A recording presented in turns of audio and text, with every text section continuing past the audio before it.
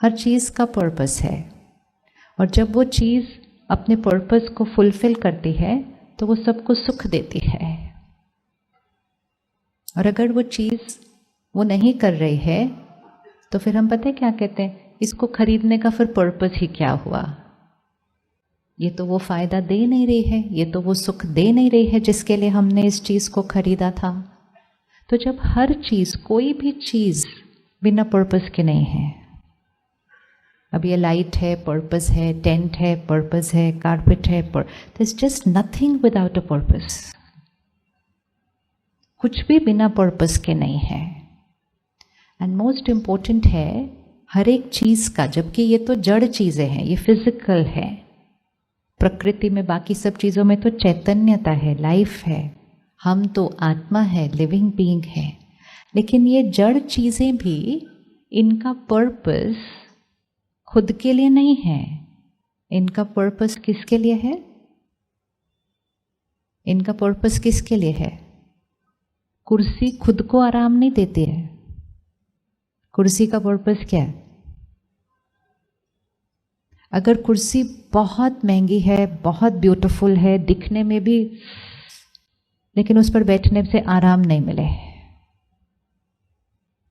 तो कोई आपको कहेगा ये बहुत अच्छी है, बहुत महंगी है, वन इन अ मास्टरपीस है, दुनिया में इसकी एक और कॉपी नहीं है, ये ऐसी कुर्सी है, तो हम कहेंगे अच्छा अच्छा अच्छा, और फिर बैठेंगे, आराम नहीं देती। हम कहते फिर इसका फायदा क्या है? आराम नहीं देती, कितनी भी महंगी हो, हमारे को क्या फायदा है इसका?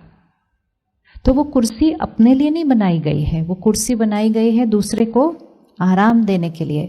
ये कारपेट अपने को कुछ नहीं देता है, हमें आराम देता है। तो हर जड़ चीज हमें आराम देने के लिए बनाई गई है।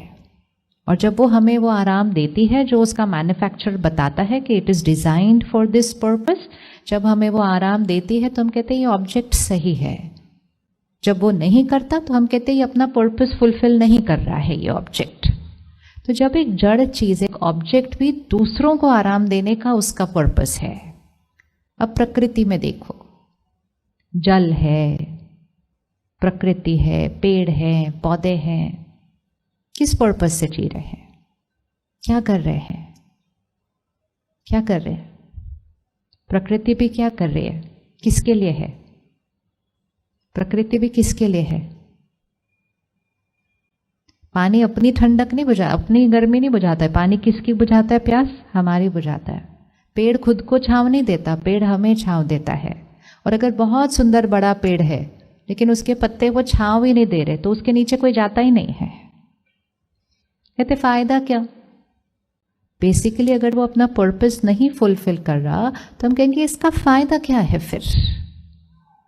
एक हम ही हैं जो किसके लिए जी रहे हैं? हम किसके लिए जी रहे हैं? बाकी सब तो ऐसे जी रहे हैं, है ना? हर चीज भी, जड़ चीज भी ऐसे जी रही है, वे दूसरे के लिए बनाई गई है। प्रकृति में हर चीज भी सबको देने के लिए जी रही है। हम भी एक्चुअली देने के लिए ही हैं, लेकिन कभी कभी चलते चलते हम अपना पर्पस क्या कर देते हैं? भूल जाते हैं। और हम देने से शिफ्ट होकर क्या से बन जाते हैं?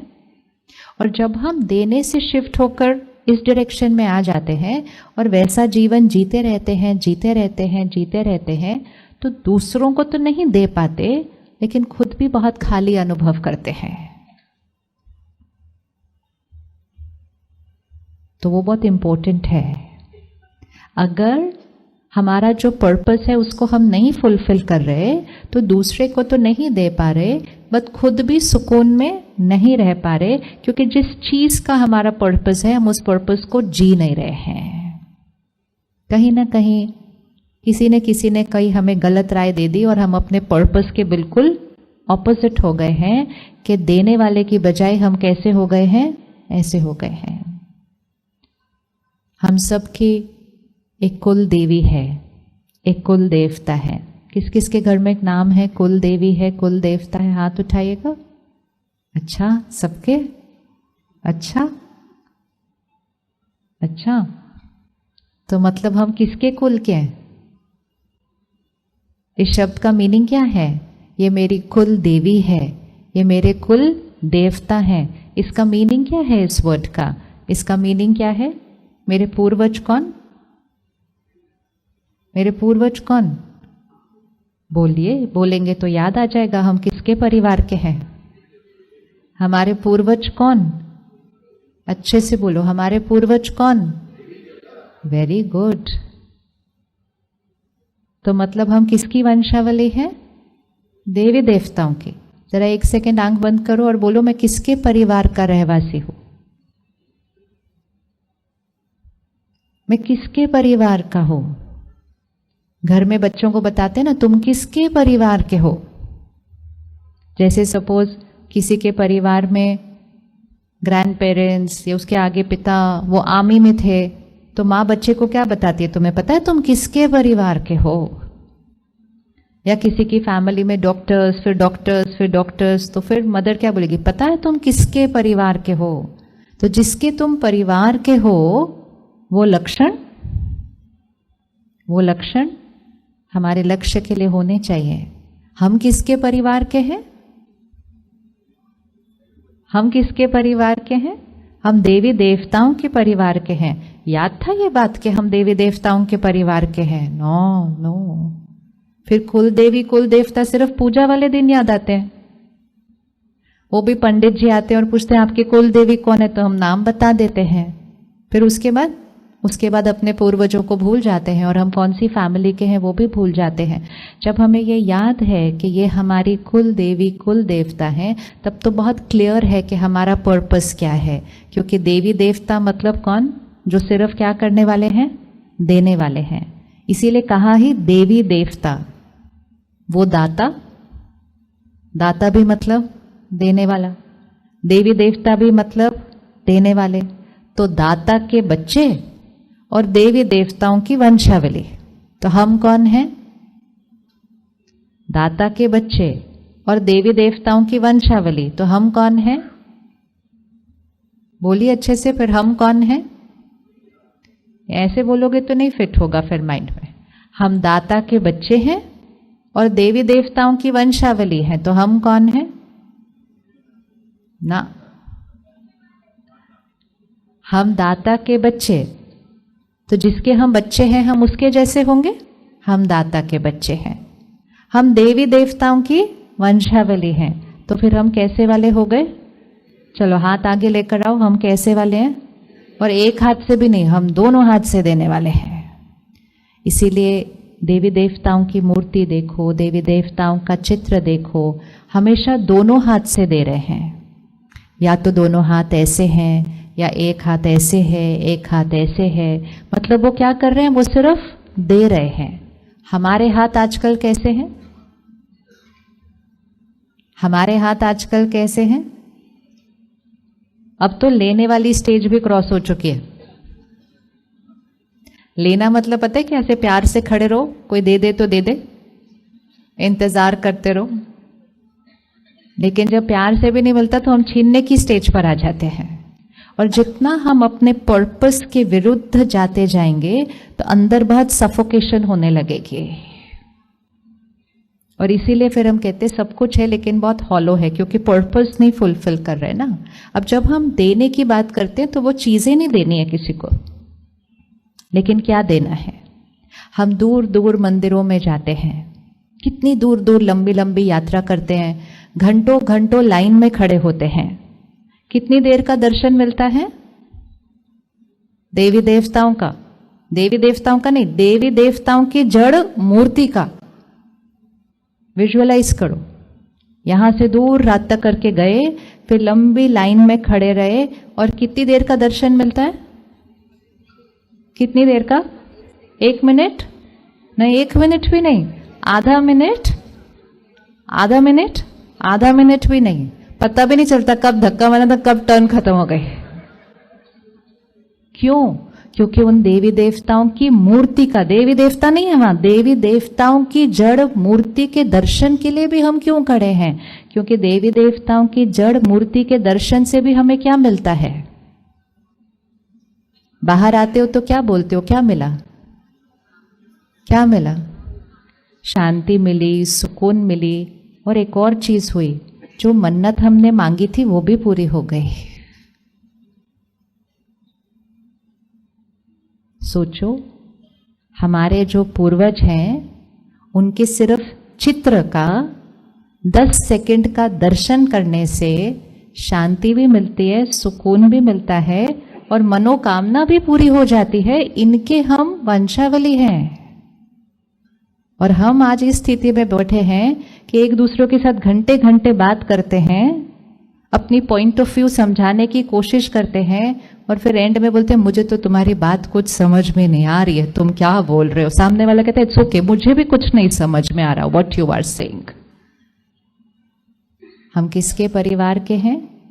जिनके चित्र के 10 सेकंड के दर्शन से दुनिया को शांति मिलती है, जिनके दर्शन के लिए लोग दूर दूर से सारे विश्व से आते हैं।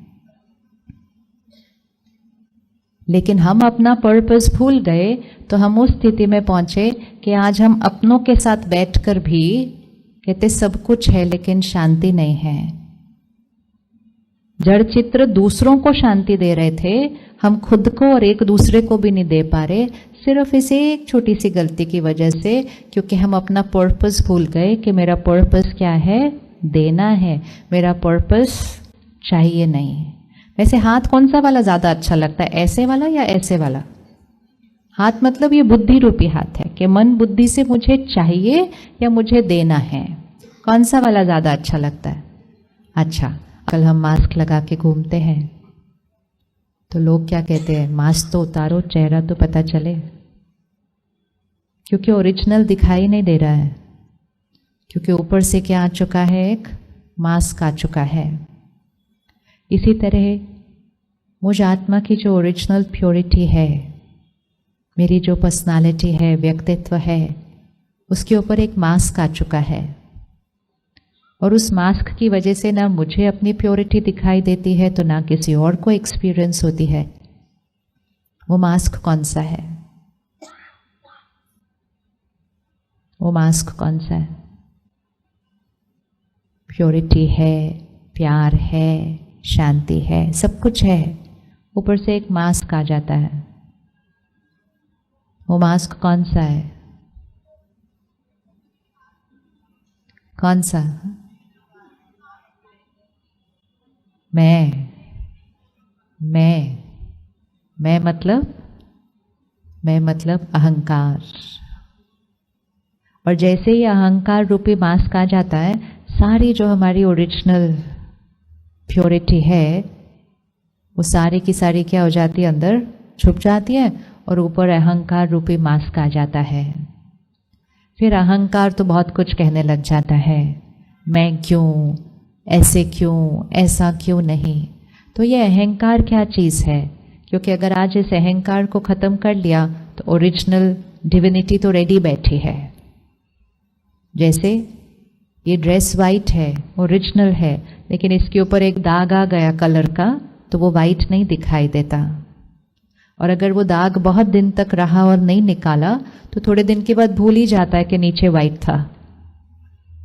और हम ऊपर से लगे हुए दाग को क्या समझने लग जाते हैं, जैसे होली के दिन इतने रंग लग जाते हैं चेहरों पर, इतने रंग लग जाते हैं कि ओरिजिनल पता नहीं चलेगा कौन है। तो सामने वाले कहते पहले रंग हटाओ, अच्छा ये आप थे। तो हमारे ऊपर इतने रंग लग गए हैं क्योंकि एक बार अहंकार का कलर लग गया ना तो फिर उसके बाद सारे कलर्स आ जाते हैं, काम, क्रोध, लोभ, मोह, ईर्ष्या, ये सारे कलर्स एक्चुअली एक कलर से आते हैं।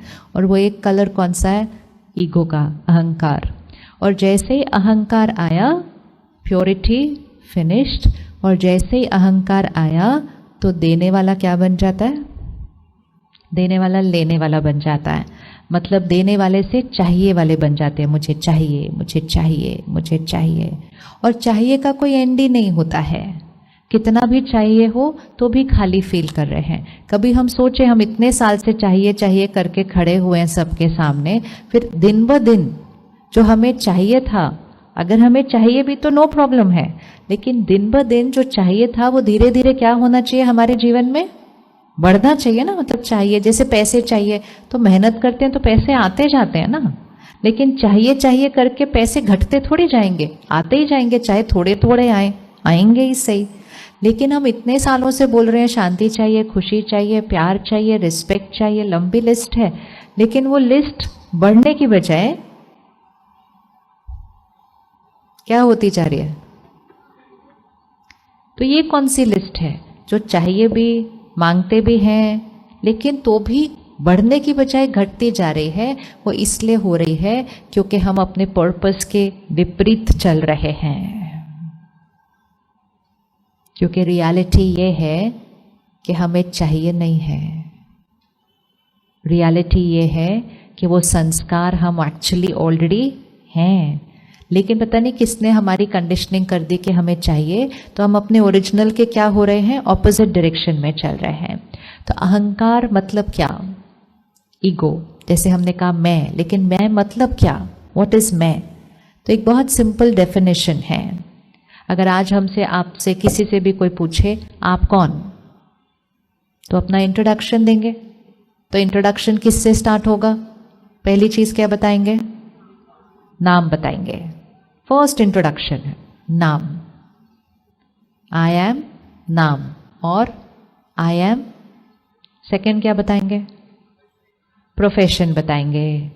फिर अपना एरिया बताएंगे, हम कहाँ के रहवासी हैं, हम कौन सी कास्ट के हैं, हम कौन सी नेशनैलिटी के हैं, हम प्रोफेशन, फैमिली, रिलेशनशिप, लंबी लिस्ट है, इतने सारे आए हैं। और सुबह सुबह जब उठते हैं तो शीशे में देखते हैं तो कहते हैं मैं आज कैसा दिख रही हूं। मैं, शीशे में मैं दिखाई देता है? क्या हम अपने आप को शीशे में देख सकते हैं? क्या हम अपने आप को शीशे में देख सकते हैं? क्या हुआ, इतने शॉक्ड कैसे देख रहे हो मुझे ऐसे? आंसर आपने देना। क्या हम अपने आप को शीशे में देख सकते हैं? क्यों देखते नहीं? रोज शीशे में खड़े होते हैं, देखते हैं, बोलते आज मैं मोटी लग रही हूं, आज मैं पतली लग रही हूं, आज ये हो गया, आज मुझे ये हो गया। तो हम किसको देख रहे होते हैं शीशे में? हम किसको देख रहे हैं शीशे में? शरीर को देख रहे हैं। तो शरीर मैं नहीं है? शरीर मैं नहीं है? देखा, ऐसे लगता है कितना डिफिकल्ट क्वेश्चन हो गया। ये क्या हो गया? मतलब शरीर मैं नहीं है, तो शरीर क्या है? तो इतनी सारी चीजों को मैं बोल दिया, और इतनी सारी चीजों को मैं बोलकर जो मैं था वो है मास्क। तो ईगो की एक सिंपल डेफिनेशन है, attachment to a wrong image of myself. मतलब मैं जो हूं वो भूल गया और एक रॉन्ग इमेज को आई समझ लिया। जैसे आई शरीर, आई नाम, I am a mother, I am a wife, I am a husband. ये एक रोल है, रिश्ता है। I am a doctor, I am a businessman, ये एक प्रोफेशन है। आई एम एन इंडियन, ये एक नेशनैलिटी है। फिर I am a Sindhi, I am a Gujarati, I am a Maharashtrian, ये एक कास्ट है। लेकिन ये सब कुछ मेरा है। हमने क्या कर दिया? मैं और मेरे को क्या कर दिया? मैं और मेरे को क्या कर दिया? मिक्स कर दिया। तो सब कुछ जो मेरा है, बहुत इंपॉर्टेंट है, वो मेरा है। सपोज जो ड्रेस आपने आज पहनी हुई है, सब फील करो अपनी ड्रेस को। अब सडनली अगर हम बाहर जाएं और बोले मैं पिंक हूं, मैं वाइट हूं, तो कैसा लगेगा? है ना? अब बाहर जाओ, बोलो मैं पिंक हूं, तो सामने लगेगा आप ठीक हो ना? हाँ मैं पिंक हूं, मैं पिंक हूं। आप ब्लू हो, मैं आपसे ज्यादा ब्यूटीफुल हूं क्योंकि मैं पिंक हूं। और ब्लू बोलेगा मैं कम ब्यूटीफुल हूं क्योंकि मैं ब्लू हूं। तो कितनी हंसी आ रही है। पर ऐसे ही तो करते हैं, एक दूसरे के शरीर को देखते हैं। शरीर भी तो ड्रेस है, ड्रेस है ना, ड्रेस पहनी हुई है। और एक दूसरे की ड्रेस को देखते और बोलते ओ वो मेरे से ज्यादा सुंदर है। उसकी ड्रेस हो सकती है, वो नहीं। लेकिन हमने ड्रेस को ही क्या बना दिया? तो अभी कितनी हंसी आ रही थी, हाँ मैं पिंक हूं, क्या अजीब बातें करते हैं। उतनी अजीब बातें हम कर रहे थे जब हम अपने इस शरीर को मैं बोलते हैं। और फिर इस शरीर को परफेक्ट बनाने की मेहनत करते रहते हैं, ये सोचकर कि जितना ये शरीर परफेक्ट बन जाएगा मतलब मैं परफेक्ट बन रही हूं। तो दुनिया में आजकल अपने दांत ठीक कर रहे हैं, अपने कान ठीक करवा रहे हैं, अपने नाक ठीक करवा रहे हैं, अपना सब कुछ ठीक करवा रहे हैं ताकि हम परफेक्ट बन जाएं। शरीर परफेक्ट बन जाएगा, लेकिन मैं तो क्या मैं शरीर हूं या मेरा शरीर है? सोच कर बोलना, जो आज बोलोगे वो लाइफ लॉन्ग पकड़ के रखना। ऐसे नहीं घर जाके कल सुबह फिर से मैं कैसी दिख रही हूं, नहीं। देखना शीशे में, लेकिन क्लैरिटी से देखना, मेरा शरीर आज कैसा दिख रहा है, काइंड क्लैरिटी। जैसे हम ड्रेस पहनते हैं, फिर शीशे में देखते हैं ये ड्रेस मुझ पर ठीक लग रही है, वेरी इंपॉर्टेंट। ऐसे नहीं कैसे भी पहनकर बाहर चले जाएंगे, लेकिन क्लैरिटी तो है ना कि हम मेरी ड्रेस को देख रहे हैं। ड्रेस को देख के देख थोड़ी बोलेंगे मैं कैसी लग रही हूँ, मेरी ड्रेस कैसी लग रही है। तो ये मेरा शरीर कैसा लग रहा है। तो शरीर मैं या मेरा, आपने फाइनल बताना, शरीर मैं या मेरा? मेरा, वेरी गुड। रिश्ते मैं या मेरा? प्रोफेशन मैं या मेरा? नेशनैलिटी मैं या मेरा? सब कुछ मेरा। मैं कौन? मैं कौन? मैं वो एनर्जी हूं जो बोल रही है कि ये सब कुछ मेरा है। और ये सब कुछ जो मेरा है बहुत बहुत बहुत इंपॉर्टेंट है, लेकिन ये मेरा है और ये टेम्पररी है। क्योंकि एक सेकंड में जब मैं एनर्जी इस शरीर को छोड़ती हूँ, सब कुछ जो मेरा था वो छूट जाता है और मैं आगे चली जाती हूँ। अभी यहाँ बैठकर हमें ये याद रहता है कि ये मेरा है, ये मैं हूँ। अगर एक क्षण आया तो सब कुछ पीछे रह जाएगा, मैं आगे चली जाऊंगी। ये सब याद है, बस इसको कल से यूज करना है लाइन को, कि ये सब कुछ मेरा है, लेकिन मैं कौन हूं? इस शरीर को चलाने वाली शक्ति। उसको शक्ति कहें, पावर कहें, लाइट कहें, स्पिरिट कहें, सोल कहें, आत्मा कहें, एनर्जी है। ये आंखें कुछ नहीं कर सकती हैं। मैं आत्मा चूज करती हूँ इन आंखों से क्या देखना है, इस मुख से क्या बोलना है, इस कान से क्या। ये सिर्फ एक पुतला है।